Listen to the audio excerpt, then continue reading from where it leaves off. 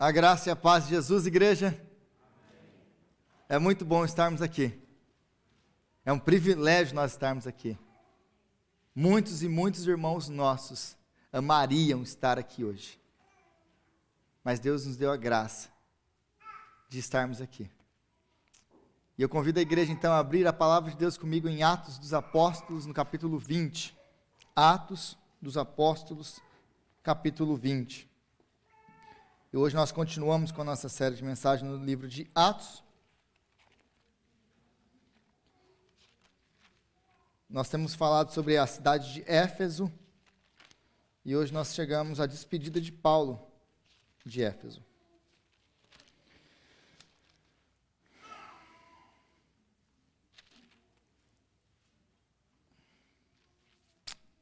Atos capítulo 20, nós lemos a partir do versículo 17. Atos 20, 17. Eu creio que todos acharam. Diz assim a palavra de Deus. De Mileto, Paulo mandou chamar os presbíteros da igreja de Éfeso. Quando chegaram, ele lhes disse: vocês sabem como vivi todo o tempo em que estive com vocês, desde o primeiro dia em que cheguei à província da Ásia. Servi ao Senhor com toda a humildade e com lágrimas, sendo severamente provado pelas conspirações dos judeus. Vocês sabem que não deixei de pregar-lhes nada que fosse proveitoso, mas ensinei-lhes tudo publicamente e de casa em casa. Testifiquei tanto a judeus como a gregos que eles precisam converter-se a Deus com arrependimento e fé em nosso Senhor Jesus. Agora, compelido pelo Espírito, estou indo para Jerusalém, sem saber o que me acontecerá ali. Só sei que em todas as cidades o Espírito Santo me avisa que prisões e sofrimentos me esperam. Todavia, não me importo nem considero a minha vida de valor algum para mim mesmo, se tão somente puder terminar a corrida e completar o ministério que o Senhor Jesus me confiou, de testemunhar do Evangelho da graça de Deus. Agora, sei que nenhum de vocês, entre os quais passei pregando o reino, verá novamente a minha face. Portanto, eu lhes declaro hoje que estou inocente do sangue de todos, pois não deixei de proclamar-lhes toda a vontade de Deus. Cuidem de vocês mesmos e de todo o rebanho, sobre o qual o Espírito Santo os colocou como bispos, para pastorearem a igreja de Deus, que ele comprou com o seu próprio sangue. Sei que depois da minha partida, lobos ferozes penetrarão no meio de vocês, e não pouparão o rebanho. E dentre vocês mesmos se levantarão homens que torcerão a verdade, a fim de atrair os discípulos. Por isso, vigiem. Lembre-se de que durante 3 anos, jamais cessei de advertir cada um de vocês disso, noite e dia com lágrimas. Agora, eu os entrego a Deus e a palavra da sua graça, que pode edificá-los e dar-lhes herança entre todos os que são santificados. Não cobicei a prata, nem o ouro, nem as roupas de ninguém. Vocês mesmos sabem que estas minhas mãos supriram minhas necessidades e as de meus companheiros. Em tudo o que fiz, mostrei-lhes que, mediante trabalho árduo, devemos ajudar os fracos, lembrando as palavras do próprio Senhor Jesus, que disse: a maior felicidade em dar do que em receber. Tendo dito isso, ajoelhou-se com todos eles e orou. Todos choraram muito e, abraçando-o, o beijavam. O que mais os entristeceu foi a declaração de que nunca mais veriam a sua face. Então, acompanharam até o navio. Palavra de Deus. Senhor, nós agora clamamos ao Senhor pela ação do Teu Espírito, que venha iluminar o nosso entendimento, para que possamos entender a Sua palavra. Que a Sua palavra venha mesmo nos transformar, que a Sua palavra venha mesmo nos dar orientação, que a Sua palavra venha mesmo mudar a nossa vida. Que a Sua palavra venha alimentar o seu povo, que a sua palavra venha trazer glória para o seu santo nome, que a sua palavra venha exaltar o nome do nosso Senhor Jesus Cristo. Faz isso aqui, essa noite, é o que nós te pedimos, no nome de Jesus, amém, amém.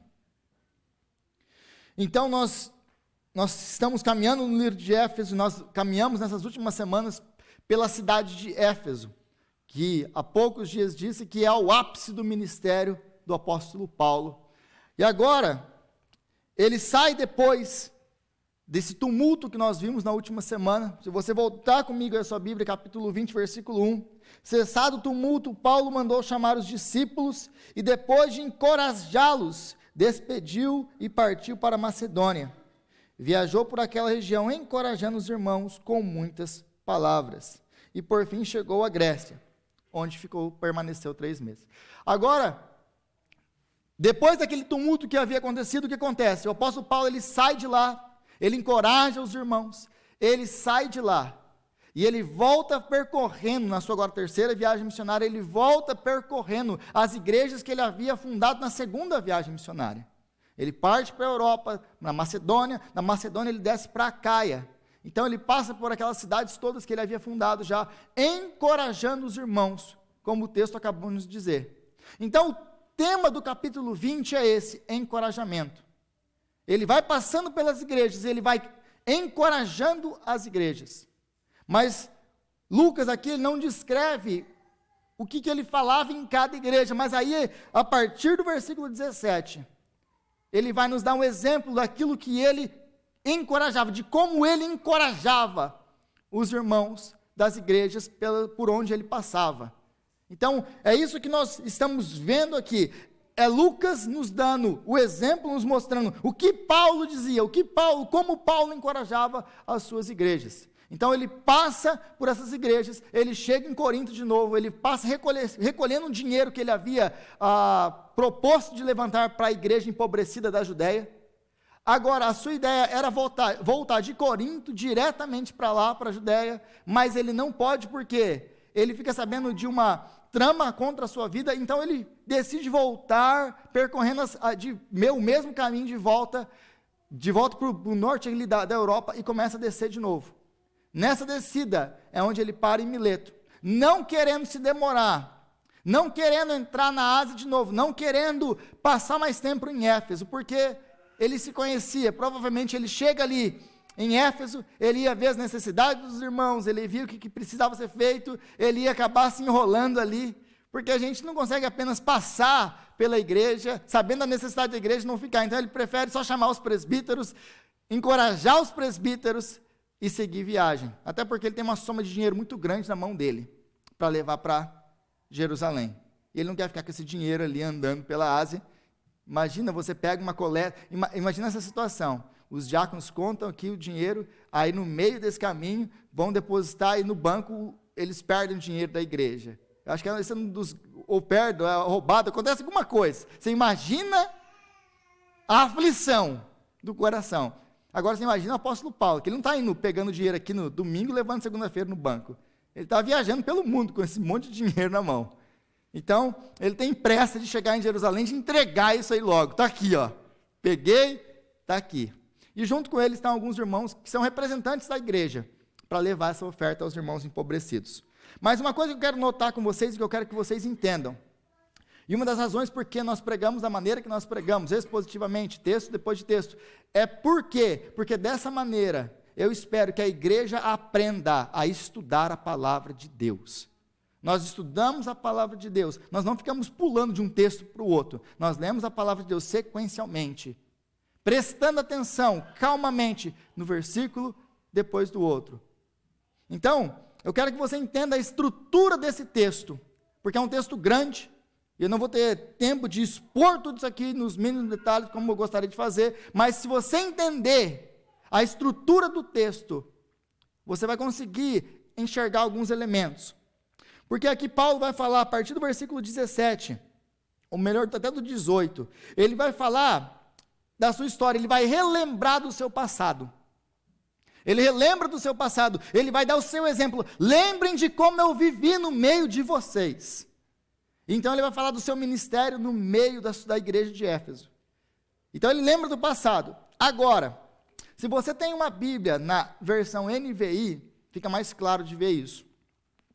Se você abrir a sua Bíblia aí, se você tiver com uma NVI na sua mão, você vai ver que no versículo 22, no versículo 25 e no versículo 32, todos esses versículos começam com a mesma palavra, e com abre aspas aí. Agora.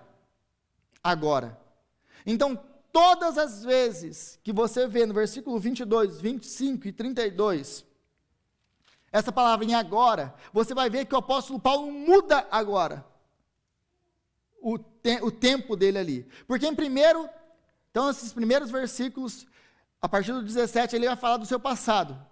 Agora, a partir do versículo 22, ele vai mudar, já não é mais o seu passado, agora ele vai olhar para o futuro. É isso que vai acontecer comigo.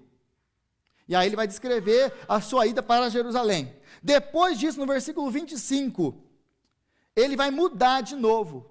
Falou do seu passado, falou do seu presente, agora ele vai falar do futuro da igreja e exortar a igreja, exortar os líderes.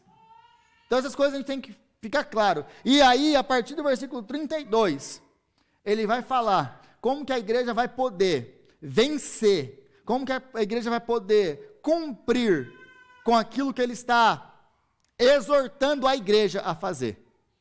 Aí ele vai falar, então, do seu passado, ele vai falar do seu futuro, do que acontecerá, do futuro da igreja, de como a igreja, do que vai acontecer com a igreja, de como reagir no meio dessas tribulações que a igreja vai passar, e depois ele vai falar como que ele tem certeza de que a igreja pode vencer por isso. Então essa é a estrutura desse texto, e é isso que nós vamos ver aqui. Então aqui ele começa falando, no versículo 17, do seu passado. Vocês sabem como vivi todo o tempo em que estive com vocês. Servi ao Senhor com humildade, lágrimas, sendo severamente provado. E é interessante que essa palavra aqui, provado, peiraismos, em grego, é uma palavra muito carregada de significado e de sentido. Porque essa palavra, ela é tanto usada traduzida como tentação ou como provação ou teste. Qual que é a diferença? Como que eu sei quando traduzi-la usando provação, teste ou tentação? Porque se lembre, existe uma grande diferença aqui. Se você abrir a carta de Tiago, Tiago usa essa palavra aqui muitas vezes no mesmo contexto, falando de Deus e falando de Satanás. Não se engane, porque Deus não tenta ninguém. Mas é a mesma palavra que ele está usando, perasmos. Então, o que o apóstolo Paulo está falando aqui, é que ele está sendo, muitas e muitas vezes, tentado por Satanás e provado ou testado por Deus. Por quê? Porque quando nós passamos por dificuldades, nós somos tentados por Satanás, e o grande exemplo disso na Bíblia é Jó. Lembra que a mesma coisa acontece com a permissão de Deus na vida de Jó. Jó, ele é tentado por Satanás, mas ele é testado por Deus. Porque, qual é a diferença? A tentação, Satanás, ele tem o objetivo de derrubar Jó. Tem o objetivo de afastar Jó de Deus, de expor Jó como uma fraude, como uma farsa, como um interesseiro. Mas Deus, com a mesma situação na vida de Jó, ele tem outro objetivo. Qual que é o objetivo? Trazer Jó para mais perto, se revelar a Jó, se mostrar a Jó, levar Jó para um novo nível de relacionamento com ele. O apóstolo Paulo entendia muito bem disso aqui. Então, ao mesmo tempo que Satanás muitas vezes está nos tentando, Deus está nos testando. Porque Satanás quer nos fazer cair, mas Deus, com a mesma situação, quer nos fazer mais próximos dele, quer nos abençoar, quer nos dar crescimento. Agora, a lição que nós tiramos disso aqui tudo, sobre a vida passada do apóstolo Paulo em Éfeso, do seu ministério em Éfeso, e aliás, de toda a sua caminhada ministerial, é essa. Ele falando aqui, serviu o Senhor com humildade e lágrimas, sendo severamente provado pelos seus próprios conterrâneos, pelos judeus. Uma coisa que fica muito clara aqui, é que servir ao Senhor, não é fácil. Servir ao Senhor não é uma coisa que vai acontecer e tudo vai dar certo, e a gente consegue ver essas coisas, vai dar tudo certo, não vamos ter nenhum tipo de oposição, e esse tipo de expectativa não deve acontecer no nosso coração. Por quê? Porque servir ao Senhor, nós vamos passar por sofrimentos, testes, provações, lutas, lágrimas, porque servir ao Senhor não é fácil, porque Satanás não vai nos deixar servir ao Senhor em paz. Porque muitas vezes a gente entra no ministério, até mesmo na igreja, pensando que a gente entrou na igreja, agora estou na igreja, então agora tudo na minha vida vai ser um mar de rosas. Quando, na verdade, quando aí a gente entra na igreja, quantas vezes você já viu essa frase, ou até na sua vida mesmo? Nossa, parece que depois que eu fui para a igreja, tudo piorou. Quando alguém me fala isso, é lógico que com um crente novo você não tem muita base para discutir, né? Mas você fala assim, e você esperava o quê? Você está em guerra agora com o mundo. Você declarou guerra abertamente com o mundo. Agora Satanás vai vir contra você, com tudo. Nós vamos enfrentar lutas. Nós vamos servir o Senhor, e servir o Senhor é glorioso, mas servir ao Senhor vai nos trazer muita lágrima, muito sofrimento. Mas Ele é digno. Ele é digno. E aí ele vai falar aqui no versículo 20, versículo 20 aí comigo. Vocês sabem que não deixei de pregar nada que fosse proveitoso, mas lhes ensinei tudo publicamente de casa em casa. Talvez a melhor maneira de traduzir isso aqui, como ele fala, não deixei de ensinar nada que fosse proveitoso, seria assim, eu nunca tive medo de pregar para vocês o que eu deveria pregar para vocês. Eu nunca tive medo de pregar para vocês, porque ele podia trazer e pregar um evangelho diluído, por causa da perseguição. Aliás, por que o ministério é tão difícil? Por que ele tem que fazer isso com lágrimas, com sofrimentos e com provações e perseguições por parte dos seus conterrâneos? Por causa do evangelho que ele prega. Se ele pregasse um outro evangelho, ele não seria perseguido. O problema é que ele não dilui a mensagem do evangelho, para tornar a mensagem do evangelho mais palatável para aquelas pessoas. Ele não prega um evangelho pela metade. Ele prega o evangelho. E ele está disposto a sofrer perseguições pelo evangelho. E o Senhor, e a própria palavra já nos adverte sobre isso. Aqueles que querem viver piedosamente em Cristo Jesus serão perseguidos. Meu irmão, minha irmã, se você tem vivido piedosamente em Cristo Jesus, e você não tem enfrentado lutas, dá uma revisada aí, no evangelho que você tem vivido, porque a palavra disse que nós seremos perseguidos, lutas virão. A vida do crente, ela é marcada por luta atrás de luta, luta atrás de luta, provação atrás de provação, teste atrás de teste, porque esses testes, essas provações, essas lutas vão nos trazer crescimento. É necessário para o nosso crescimento. O nosso grande problema é que a gente não quer passar por luta, provação, dificuldade, sofrimento. E nós olhamos essas coisas como se fosse uma coisa, um fogo estranho que aparece, como diz Pedro, no nosso meio para nos tentar. Agora, no versículo 21, ele vai falar do evangelho que ele pregava. Então, ele é perseguido por causa do evangelho que ele prega. Agora a pergunta que fica, então, é qual é esse evangelho? Paulo, então por que você era perseguido? Que evangelho que você prega que irritava tantas pessoas? Era basicamente esse aqui. Testifiquei tanto a judeus como gregos, que eles precisam converter-se a Deus, com arrependimento e fé em nosso Senhor Jesus Cristo. É lógico que aqui Lucas está condensando a mensagem do evangelho, no versículo 21. Testifiquei tanto a judeus como gregos, que eles precisam converter-se a Deus. A gente lê isso aqui, a gente passa batido por isso aqui. Ah, legal, a mensagem do evangelho, isso é também isso aí mesmo, Paulo. Mas qual que é o problema disso aqui tudo?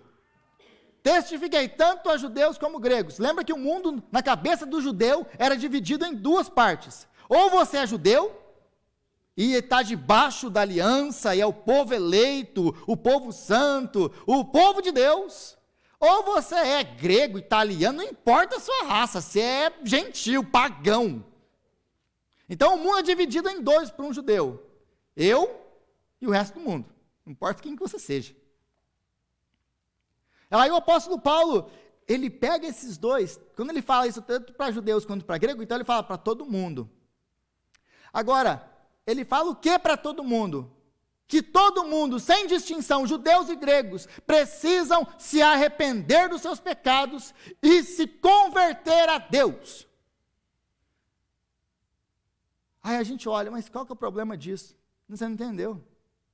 O problema disso é que ele está chamando judeus ao arrependimento e a se converter a Deus. Eles pensavam que eles não tinham nada para se arrepender. Eles pensavam que eles não tinham nada, que eles já eram convertidos, que eles já conheciam a Deus. Como assim? Eu já sou eleito, eu já sou do povo de Deus, eu não tenho que me converter a Deus. Aí você começa a entender por que ele enfrentava tanta oposição. Porque ele está chamando, como João Batista fazia, judeus ao arrependimento. É por isso que os judeus não gostavam do ministério de João Batista. Porque o batismo instituído, ou usado por João, que foi instituído no período intertestamentário, era um batismo que era apenas para os gentios que queriam se tornar judeus. Mas João Batista é radical no que ele está fazendo, porque ele está chamando judeus para se batizarem. É a mesma coisa que Paulo está fazendo aqui. Vocês, sim, vocês judeus, porque não há distinção.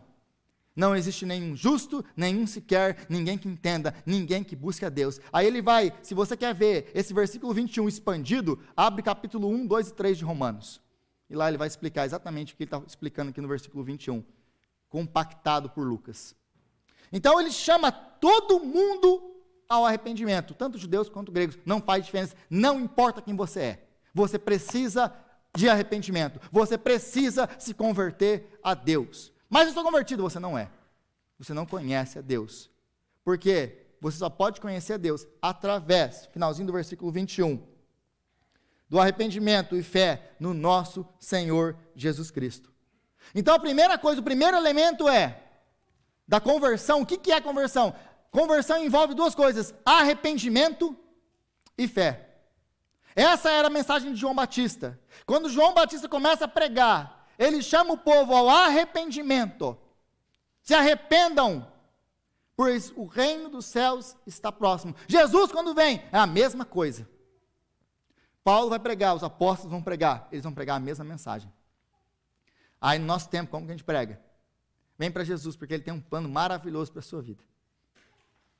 Ele tem um American Dream para você. Ele quer te dar uma vida próspera, feliz, abençoada, rica, saudável. E eu não estou falando que Deus não pode dar essas coisas. E, aliás, você é a prova de que Ele tem te dado isso porque você está aqui hoje. Ele tem te dado, aliás, muito mais do que isso. Porque nós não merecemos nada dEle. Mas, Jesus não veio, Ele não morreu para te dar um American Dream. Jesus morreu para te perdoar dos seus pecados e te reconciliar com Deus, te fazendo filho de Deus. Essa é a mensagem do Evangelho. Então, nós precisamos, em primeiro lugar, de arrependimento. Não existe pregação do Evangelho se nós não chamamos as pessoas ao arrependimento. Por que eu preciso me arrepender? Por causa dos nossos pecados, por causa de quem Deus é, do caráter de Deus. Deus é santo, Ele não tolera uma única falha moral, um único pecado. Costumava sempre perguntar isso para os jovens. Quantos pecados foram necessários para todo o universo ser condenado? 1. Quantos pecados foram necessários para Lúcifer e todo o seu bandinho serem expulsos do céu, condenados ao inferno? 1. Deus não aceita um único pecado. Um único pecado. Nós fazemos piada do pecado, como se o pecado fosse uma coisa banal. Todo mundo é pecador mesmo. o pecado é uma afronta à glória de Deus, à bondade de Deus. Então nós precisamos nos arrepender, é o primeiro elemento. Então nós precisamos entender quem nós somos e quem Deus é, para que então possamos nos arrepender dos nossos pecados. A segunda coisa é fé em Jesus Cristo, e não as nossas obras. É importante sempre lembrarmos disso, nós somos salvos pela fé e não por obras. Porque muitas vezes nós dizemos que nós cremos na fé, que nós cremos em Cristo, que a fé é que salva, mas no final, quando a gente vai pressionando, a gente vai ver que a gente quer ser salvo por obras, porque nós temos um problema gigantesco com a graça. A gente quer merecer as coisas. A gente não consegue aceitar esse negócio de graça muito bem. Vou dar um exemplo para você bem rápido. Você ganha um presente. O que acontece com você? Você se sente obrigado a dar alguma coisa de volta. Porque a gente não aceita muito bem esse negócio de graça. Alguém vai te visitar na sua casa, você agora se sente obrigado a ir na casa dessa pessoa. Então nós temos essa necessidade de pagar de volta. Nós não gostamos de receber. Essa ideia de graça, de dever alguma coisa a alguém, não faz parte da gente. A gente não tem dificuldade com isso. Então, essa era a mensagem dele, e era isso que causava tanto problema na sua pregação. Porque ele chamava tanto um quanto o outro ao arrependimento e à fé em Jesus. E uma última coisa aqui, note que não é a fé que salva, não é a fé na fé que salva. A fé não salva ninguém, o que salva é o objeto da fé. A fé não salva ninguém, o que salva é o objeto da fé. Exemplo, Søren Kierkegaard, um filósofo dinamarquês muito famoso, ele costumava falar que se a pessoa tiver uma fé, o que precisa é ter uma fé autêntica, genuína. Contudo, se a sua fé autêntica e genuína tiver em qualquer outra coisa que não for Jesus, isso não vai te salvar. Eu posso ter uma fé autêntica e genuína nesse copo de vinho, nesse pão. Aqui representam o corpo e o sangue de Jesus. Mas imagina que isso aqui é um ídolo. Eu olho para isso aqui, eu tenho uma fé genuína nisso aqui, que isso aqui vai me salvar. Ou que um ídolo pode me salvar. Por mais que a sua fé seja genuína e verdadeira, ela não pode salvar. Porque o que nos salva não é a fé, é o objeto da nossa fé. O objeto da nossa fé é Cristo. Nós somos salvos pela fé, mas não é a fé na fé. Nós somos salvos pela fé em Jesus. Porque nada mais pode nos salvar. Agora, a partir do versículo 22, ele vai falar do seu futuro, do que vai acontecer. E aqui, o versículo de 22 de novo, 22, 25 e 32, vai marcar essa transição desses tempos que ele vai exortar a igreja. Versículo 22 diz assim: agora, compelido pelo Espírito, estou indo para Jerusalém, sem saber o que acontecerá ali. Versículo 23. Segura na sua cadeira. Só sei que em todas as cidades o Espírito Santo me avisa que prisões e sofrimentos me esperam. Estou indo para Jerusalém sem saber o que vai acontecer comigo direito. Mas uma coisa eu tenho certeza: prisões e sofrimentos me esperam. Porque o Espírito Santo já me falou isso. Note que é o Espírito Santo que guia todo o ministério de Paulo. Todo o ministério, desde a sua primeira viagem, desde a sua conversão, o Espírito Santo está guiando Paulo, o que ele tem que fazer, onde ele vai, o que ele vai fazer, o que ele não vai fazer. Ele já havia desejado ir para Éfeso, na sua segunda viagem missionária. O Espírito Santo fala o quê para ele? Você não vai não. Você não vai não. É onde ele passa para Macedônia. Então o Espírito Santo já havia guiado ele em tudo. E em todas as cidades que ele vai sendo guiado pelo Espírito Santo adverte ele o seguinte: você vai sofrer, você vai ser perseguido. Sofrimentos e perseguições vão te acompanhar. Então, para ele, era normal isso aqui. E ele está sendo guiado sempre pelo Espírito Santo. E note que o Espírito Santo fala: você vai para lá. E o Espírito Santo não fala: olha, não vai para lá não, porque lá você vai sofrer, meu filho. Você vai. E você vai sofrer. Você vai. E eles vão te pegar lá. E diferente de Corinto, Paulo, que lá eu te guardei, você estava meio para baixo, meio desanimado, eu te dei um tempo lá. Mas diferente de lá eles vão te prender. Lá eles vão te mandar para a cadeia. Mas no meio de tudo isso, você vai cumprir com o propósito que eu tenho para a sua vida, porque você vai para Roma. Você quer ir para Roma, meu filho? Eu vou te levar para Roma. E lá você vai pregar o evangelho. Não do jeito que você está pensando. Não do jeito que você queria ir. Não é de avião com tudo pago. Vai ser tudo pago. Mas não vai ser bem aí do jeito que você quer. Então, por que eu pedi para você segurar aí nesse versículo 23? Porque a igreja ficou convencida por não sei quem que Deus quer me ver feliz, rico, abençoado, saudável, próspero, com dinheiro no banco, tirando férias 4 vezes por ano.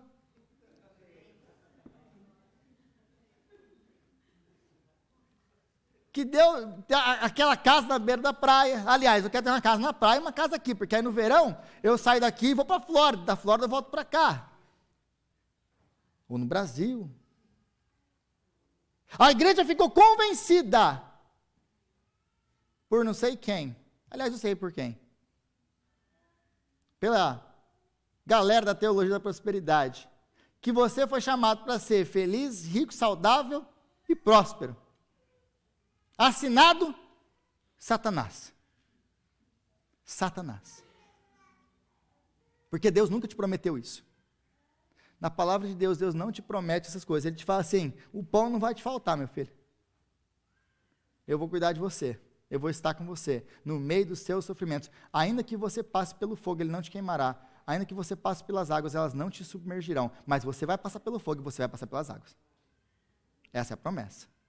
Essa é a promessa. No mundo tereis aflições, mas tem de bom ânimo, pois eu venci o mundo. Essa é a nossa promessa. É isso que nós recebemos do nosso Senhor Jesus. Aliás, Paulo já tinha avisado isso, porque esse é o padrão do ministério dele. Do capítulo 14, se você lembra, no versículo 22, ele passava fortalecendo os discípulos, encorajando-os a permanecer na fé, dizendo: é necessário que passemos por muitas tribulações para entrarmos no reino de Deus. Que tipo de encorajamento é esse, o apóstolo Paulo? Tem umas igrejas que você fala um negócio desse aqui, vocês fazem igreja. Tem que tomar cuidado com essas coisas aí. Como assim? É necessário que passemos por muitas tribulações. Eu não assinei para isso, não. Eu estava esperando outra coisa. O que me falaram é que se eu vou para Jesus, meus problemas vão ser resolvidos. Não falaram que eu vou ter muita tribulação. E que é necessário passar por tribulação. Por que é necessário passar por tribulação mais uma vez? Porque são as tribulações que nos trazem crescimento. Você já percebeu uma coisa? Toda vez que a gente está tranquilo, que está tudo bem, orar é mais difícil. Ler a palavra de Deus é mais difícil. Andar com o Senhor é mais difícil. Vou dar um exemplo bem básico para você. Você sai de férias. Vamos colocar aqui. Você tem uma vida, vamos colocar o mundo ideal aqui. O mundo que o pastor deseja para a igreja. O sonho do pastor. Que vocês todos tenham uma vida constante de oração, de Bíblia, todo dia. Ô, glória! Recebe a igreja. Anima o meu coração. Aí você tem uma vida regular de oração de Bíblia, todo dia, você lá 2, 3 horas na presença do Senhor. Aí você sai de férias. Como que é a sua vida de oração, como que é o seu devocional nas suas férias? Não é difícil, a gente até leva a Bíblia para ler. Eu estou falando de mim agora. Eu acho que depois de todos esses anos de férias, as minhas últimas férias, talvez por causa do meio do sofrimento e tudo isso, foi a única vez que eu consegui dar continuidade normal à minha vida devocional, como se eu estivesse na minha própria casa. Porque nas outras vezes, que luta que é para você poder ler a Bíblia e orar nas suas férias. Você está de férias, teoricamente você tem mais tempo. Mas é mais fácil? Não, é mais difícil. Porque nós somos movidos ao sofrimento, gente. Nós somos movidos à base da paulada mesmo. Quando está tudo tranquilo, quando está tudo andando, a gente abaixa nossa guarda. Já perceberam isso? Agora, quando a coisa está apertada, é aí que a reunião de oração lota. Sem ofensas a ninguém. Então, a gente vê aqui que Paulo ele já esperava os sofrimentos. O sofrimento para Paulo era uma coisa natural e comum. Essa talvez seja a grande diferença entre nós e ele. Ele esperava, ele já aguardava, ele já não tinha problema com o sofrimento. Uma coisa ele tinha certeza: eu vou sofrer.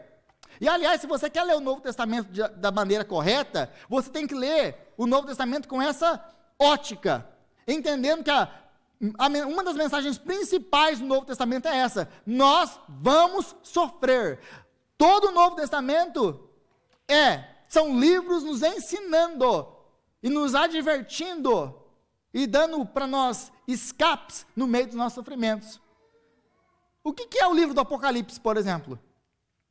O livro do Apocalipse é basicamente isso: um povo que está sendo massacrado, ou pelo Império Romano, ou pela prosperidade, morrendo, se afastando de Deus, que estão olhando para o mundo e não veem esperança, mas de repente eles recebem então o Apocalipse, as profecias de João, que mostram agora a visão do céu. Olha, vocês estão olhando isso aqui dá um caos aqui, mas eu vou mostrar para vocês a visão daqui de cima.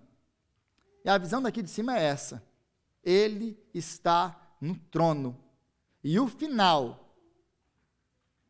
é a bênção, nós estarmos com ele para sempre. Nós já vencemos em Cristo Jesus. Então você pode enfrentar todo tipo de circunstância adversa, sofrimento, porque nós já vencemos. A morte não tem mais a última palavra sobre a sua vida.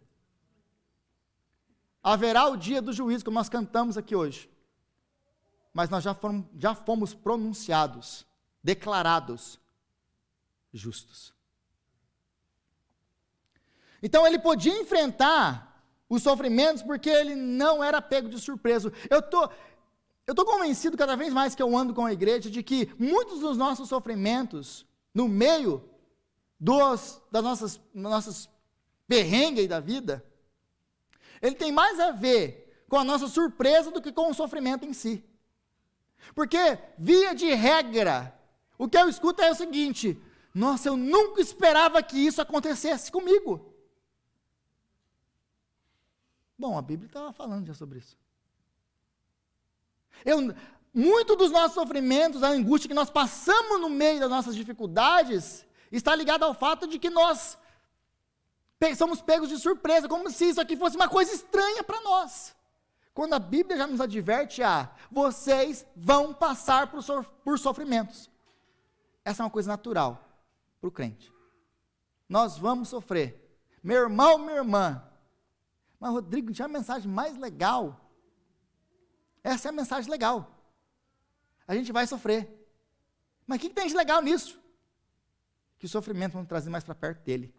Que os sofrimentos não têm a última palavra sobre a sua vida. Que no meio dos sofrimentos você pode contar com a presença maravilhosa do Senhor na sua vida, porque Ele está com você. E que esse sofrimento que você passou, que você passa, ou que você vai passar, não tenham a última palavra na sua vida. Quem tem é o Senhor. E Ele diz: você é meu, você é minha, e eu estou com você.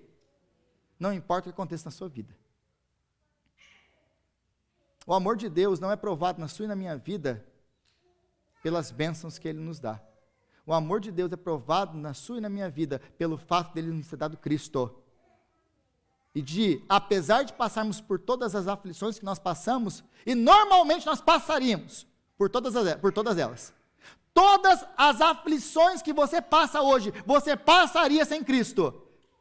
Então qual que é a grande vantagem do cristianismo? Qual que é a grande vantagem de ser servo do Senhor?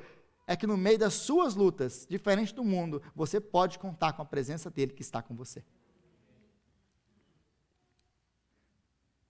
E aí, versículo 24, diz assim: todavia não me importo, nem considero a minha vida de valor algum para mim mesmo, se tão somente puder terminar a corrida e completar o ministério que o Senhor Jesus me confiou. testemunhando do evangelho da graça. Isso aqui me lembra muito Filipenses capítulo 1, versículo 21. O que ele vai falar lá em Filipenses 1, 21? Pois para mim, o viver é Cristo, e o morrer é lucro. Para mim, viver é Cristo e morrer é lucro. É exatamente isso aqui que ele está falando aqui. Paulo, ele tinha um foco, o foco da sua vida, a visão para a sua vida, não eram as coisas desse mundo. O olhar de Paulo, é por isso que ele vai escrever para nós mais tarde, dizendo assim: atentem-se para as coisas que não se veem, porque as coisas que se veem são passageiras, as que não se veem são eternas. Para de olhar, para de focar nas coisas desse mundo. Nós sofremos muito nessa vida porque nós focamos demais nessas coisas. Então ele está aqui nos falando: olha, a minha vida, comparado o grande privilégio de servir a Deus e servir o Senhor, de andar na presença dEle, de pregar o Evangelho, a minha vida não vale nada. Eu quero servir o Senhor. Comparado com esse grande privilégio que eu tenho de ser chamado para pregar o Evangelho de Jesus Cristo, que eu morra. Está aqui a minha vida, faz dela o que o Senhor quiser. Ele não está preocupado com o que vai acontecer com ele. Então, nós muitas vezes não conseguimos ser imitadores, como nós somos chamados, sejam meus imitadores como eu sou de Cristo, o apóstolo Paulo, porque diferente dele, a nossa visão está completamente focada nas coisas desse mundo. E eu estou convencido de que, deixa eu voltar um pouco, eu estou um pouco cansado dessa frase: Rodrigo, que luta que eu estou passando. E por que eu estou cansado dessa frase? Porque eu começo a conversar com as pessoas começam a me falar o porquê, a luta e o porquê que elas estão passando por aquela luta.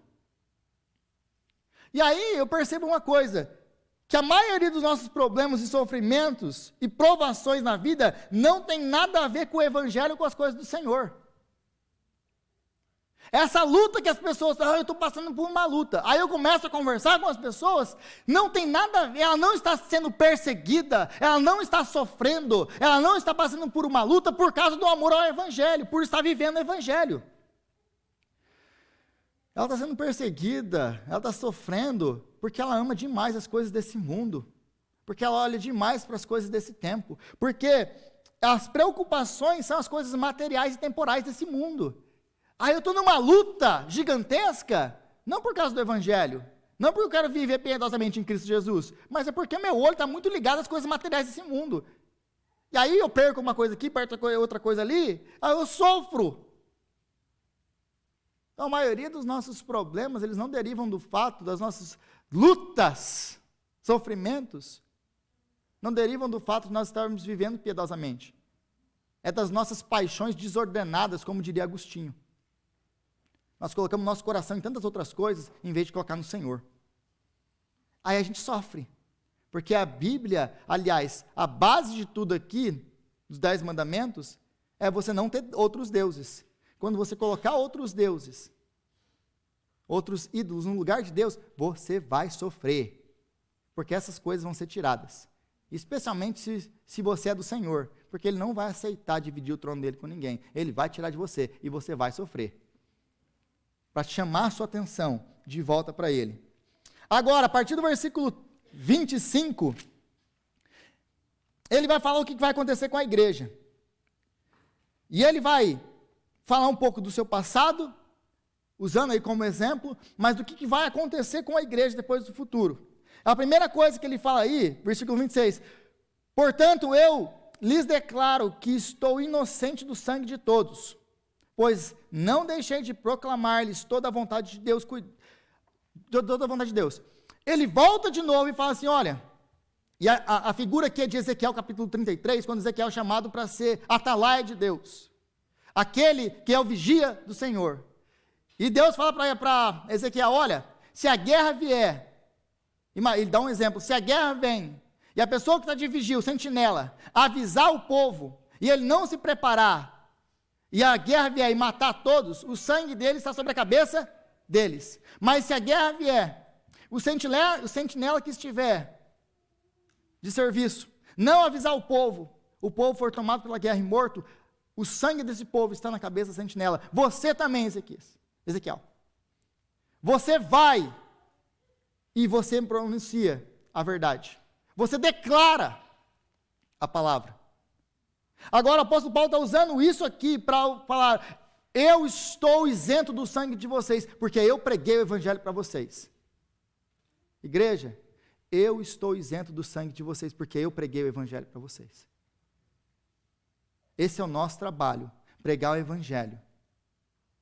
Porque um dia eu vou estar na presença de Deus e eu vou ser julgado por isso aqui e por esse dia aqui. É por isso que o apóstolo Paulo adverte Timóteo: olha, você tome cuidado para manusear isso aqui direito. Para ensinar, toma cuidado com o que você ensina. O nosso chamado é ter zelo pelas coisas do Senhor. Então ele chega para eles: eu estou inocente do sangue de vocês. Aí ele vai advertir, versículo 28. Cuidem de vocês mesmos e do rebanho sobre o qual o Espírito Santo os colocou como bispos, para pastorearem a igreja de Deus, que ele comprou com o seu próprio sangue. Duas coisas então que ele vai falar: cuidem de vocês mesmos e cuidem do rebanho. O meu trabalho, agora como pastor, ele está falando para presbíteros aqui, para os pastores da igreja. Mas no geral nós podemos colocar isso aqui para todos nós, porque nós somos pastores das nossas casas. Nós somos enviados de Deus no meio do nosso trabalho, da escola, onde nós estivermos. Você é a boca de Deus, porque como o apóstolo Paulo diz em 2 Coríntios, nós que fomos reconciliados com Cristo, ele nos fez ministros da reconciliação. Uma vez que você foi reconciliado com Cristo, você foi chamado para reconciliar outros com Cristo. A responsabilidade de pregar o evangelho, de anunciar as grandezas daqueles que nos chamou das trevas para a sua maravilhosa luz, não é apenas do Rodrigo, é nossa, é compartilhada isso aqui, é sua. Mas para que você possa compartilhar, para que você possa cuidar de outros, para que você possa fazer isso que ele está nos ordenando a fazer, primeira coisa, nós precisamos cuidar de nós mesmos. Como que eu cuido de mim mesmo? É vida com Deus. É ter vida com Deus. É impossível para mim pastorear a igreja, cuidar da igreja, se eu não estiver se cuidando a mim mesmo. É impossível para mim estar à frente do trabalho da igreja, se eu não cuidar de mim mesmo. É impossível, meu irmão, você pastorear a sua casa, a sua esposa e os seus filhos, se você não se cuidar. É impossível para você. Então, a primeira coisa, nós precisamos cuidar de nós mesmos, antes de cuidar dos outros. A segunda coisa aí, é a obrigação nossa de cuidar da igreja. É nossa obrigação de cuidar da igreja. E o nosso trabalho é zelar, cuidar, alimentar, pastorear e proteger a igreja de Jesus Cristo das ameaças externas e das ameaças internas, que ele vai deixar muito claro aqui. Eu sei que depois da minha partida, lobos ferozes atacarão o rebanho. E do meio de vocês, vão se levantar bodes, falsos crentes, que vão distorcer a palavra para atrair os discípulos. E parece alguma novidade no meio da igreja hoje? Ou nós vamos ser atacados por lobos, ou nós vamos lutar com feras dentro da própria igreja, distorcendo a palavra do Senhor. Aqueles que se dizem profetas do Senhor, que são falsos profetas, que se dizem pregar o evangelho, mas de evangelho não tem nada, enganando o povo. Nós somos chamados para proteger, zelar, alimentar, pastorear a igreja de Jesus Cristo. Por quê? Porque ele morreu pela sua igreja. Não tem nada mais valioso para Deus do que a igreja. Ele entregou Jesus, ele derramou o sangue do seu filho pela sua igreja. Você morreria pelo seu carro? Você morreria pela sua casa? Você morreria pelo dinheiro que você tem no banco? Bom, se você tiver dinheiro no banco, é o meu. Aí não tem nada, não faz diferença nenhuma. Mas você que está aí, está muito rico, tem muito dinheiro no banco, morreria pelo dinheiro do seu banco? Você morreria pelos seus filhos? Jesus entregou a vida do seu filho pela sua igreja. Você entregaria a vida do seu filho pelo seu melhor amigo? Deus entregou Jesus para morrer pelos seus piores inimigos e transformá-los em filhos. Por que nós temos que zelar pela igreja, cuidar da igreja, amar a igreja? Porque ela custou a vida do Filho de Deus. Porque ela é o objeto do amor de Deus. Deus ama a igreja, porque Ele entregou Cristo por ela. Ele não ama por causa de nós, porque nós somos legais. Deus ama a igreja por causa de Cristo. Não tem nada em você de especial, não tem nada em mim de especial. Ele ama por causa de Cristo, só por causa dele. A quarta coisa, então, que ele vai nos mostrar aí no versículo, nós encerramos, versículo 32. Agora eu os entrego a Deus e a palavra da sua graça, que pode edificá-los e dar-lhes herança entre os que são santificados. Agora ele vai dar a chave. Versículo 32 é a chave de tudo isso aqui. Tá, eu falei de tudo que aconteceu comigo, como que eu vivi, do que vai acontecer no futuro, do que vai acontecer com vocês. Agora, o versículo 32 é a chave para mostrar como eu vivi, como que eu pude viver dessa maneira, como que eu vou poder viver o futuro que me espera e como vocês vão poder vencer o futuro que espera vocês. Versículo 32, agora eu os entrego a Deus e a palavra da sua graça. Nós só vamos poder viver o evangelho e cumprir com tudo isso aqui que Ele nos chamou a fazer. Quando Deus nos der graça, porque nós precisamos da graça de Deus para viver a nossa vida cristã. Sem a graça de Deus é impossível. Mas nós precisamos da palavra. É a palavra que nos sustenta, é a palavra que nos guia, é a palavra que nos norteia, é a palavra. Nós precisamos da palavra. Dia e noite, incansavelmente. Igreja de Jesus Cristo, nós precisamos da palavra. Existe um desdenho com a palavra de Deus hoje. Nós vivemos nesse tempo de desdenho com a palavra de Deus, onde muitos não levam mais nem a palavra para o púlpito para pregar. Mas nós somos o povo do livro. É isso aqui que vai nos ajudar, é isso aqui que vai nos dar graça, é isso aqui que vai nos nortear. É a palavra. Busque na palavra. E aí, então, esse versículo 35 vai me lembrar daquilo que eu já disse, quando ele nos chama a ser imitadores dele, como ele é de Cristo Jesus. Mas Paulo só pode ser imitador de Cristo, porque Cristo fez perfeitamente tudo aquilo que Paulo tentava imitar. Quando ele diz isso, sejam meus imitadores como eu sou de Cristo Jesus, tem algumas pessoas que vão até contra isso aqui, né? Como assim? Que arrogância falar um negócio desse. Sejam meus imitadores como eu sou de Cristo Jesus. Mas Paulo só podia imitar Cristo, porque Cristo fez perfeitamente tudo aquilo que Paulo, tudo aquilo que Paulo tentava imitar. E talvez você não tenha percebido, mas Lucas está apontando, na verdade, para um outro Paulo, e para alguém que Paulo tentava imitar em todo esse texto aqui. Ele está falando de Cristo. Porque o versículo 18, se você voltar para o versículo 18, ele aponta para como ele viveu. Vocês se lembram de como eu vivi. Mas foi Jesus o único que não pecou, que nunca pecou, que teve uma vida perfeita, que viveu uma vida perfeita. Jesus é que pode falar, olhe para como eu vivi. Porque aquele que não conheceu pecado, Deus o fez pecado por nós. Aí no versículo 19, Paulo diz que ele serviu a Deus com humildade, lágrimas e perseguições. O que falar do nosso Senhor Jesus Cristo? Jesus deixou a sua glória, era um homem de dores que sabia o que era sofrer, como diz Isaías 53. Foi perseguido até a morte, e morte de cruz. Ele chorou por nós, ele clamou por nós, ele sofreu pela sua igreja. Paulo vai para Jerusalém correndo risco de morte. Eu vou para Jerusalém sem saber o que vai acontecer comigo. Mas Jesus, Lucas, a partir do capítulo 9 de Lucas, versículo 51, Jesus se vira para Jerusalém, determinado a ir para Jerusalém, sabendo que em Jerusalém ele não corre risco de morte, ele vai morrer. Ele se vira para Jerusalém, para a morte. É por isso que Paulo tem a coragem de enfrentar as lutas que ele vai enfrentar em Jerusalém.